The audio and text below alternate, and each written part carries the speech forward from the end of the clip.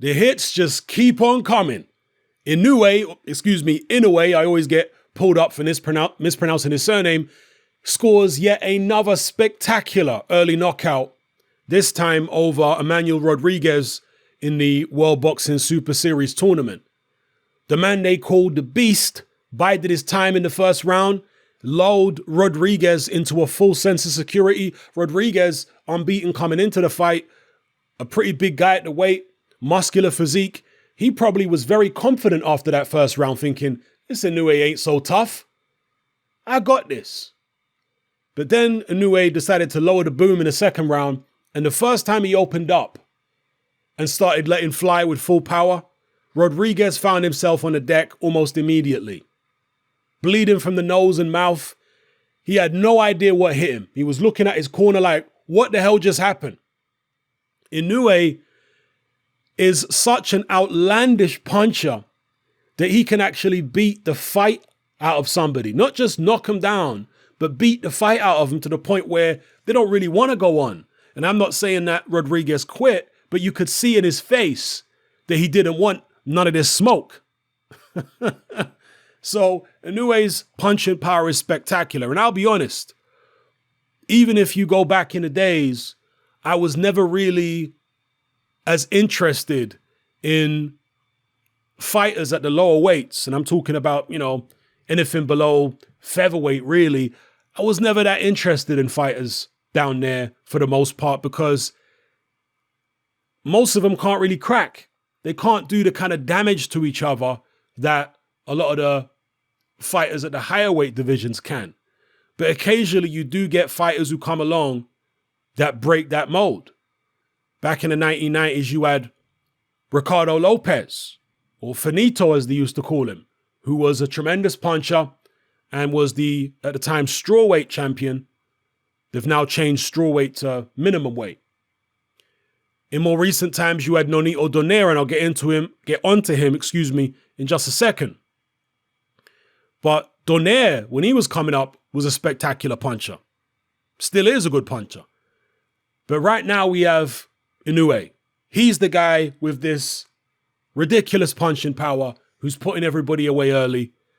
And indeed, as I just mentioned, he will now face Nonito Donaire in the final. It is a shame that we didn't get to see Zolani Tete in this tournament, but Donaire kind of did roll back the clock a little bit with that left hook that he won his last fight with, because that was vintage Nonito, that left hook.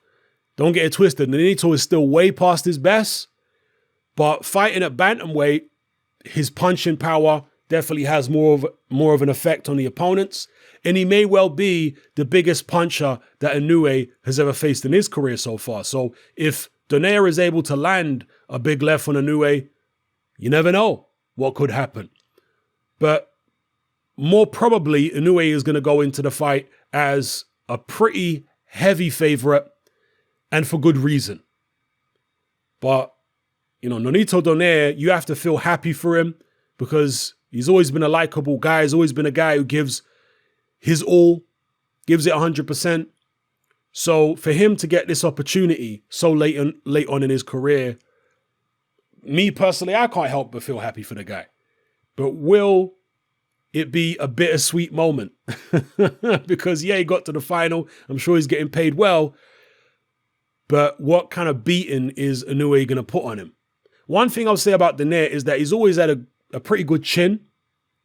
He's going to need it because he's also been pretty easy to hit for most of his career, Nonito Donaire. Even when he was on his spectacular run where he's knocking all these people out before Rigondeaux took his soul, Donaire was getting hit a lot. So doesn't bode well for him when you got somebody who not only hits as hard as Inoue, but is as fast. So let me know what you guys think about Inoue's performance in the comment section below. I didn't actually see this live. I had to wait and see it on YouTube after the fact. It was streamed to YouTube by the World Boxing Super Series on the YouTube channel, but that stream wasn't available in the United Kingdom. And I was desperately,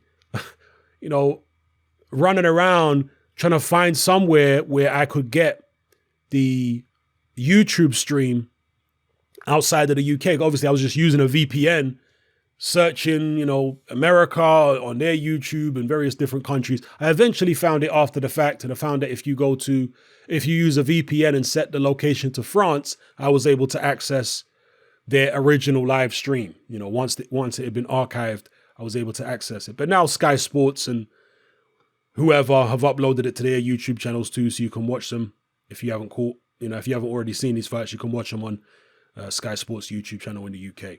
But anyway, yeah.